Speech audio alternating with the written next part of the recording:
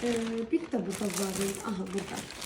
Deməli, bayaq da dediyim kimi evdə dekorativ güllərə baxıram. Bu arada dekorativ güllər dedim, məncə çox ürək istədim. Biraz göstərəcəm onları.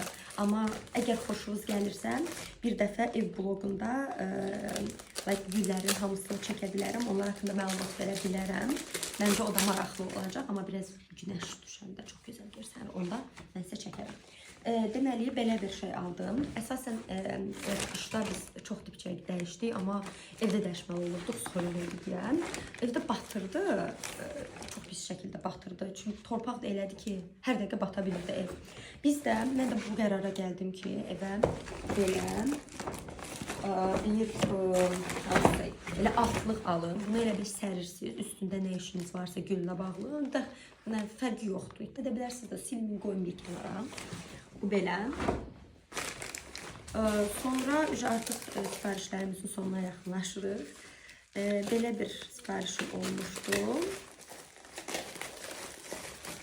Deməli, mən normalda Hindistan kakos almağı xoşlayıram.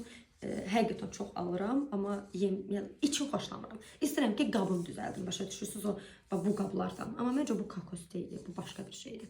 Deməli, bu qablardan düzəltmək istəyirəm. Həmişə çox pis şəkildə qırıram onu, ya hər tərəfi qırılır, ya nəsə normal görüntü yaranmır.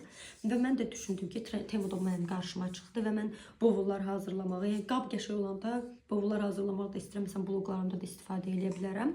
Qəşəng bovullar, nə bilim, nə bovullarla?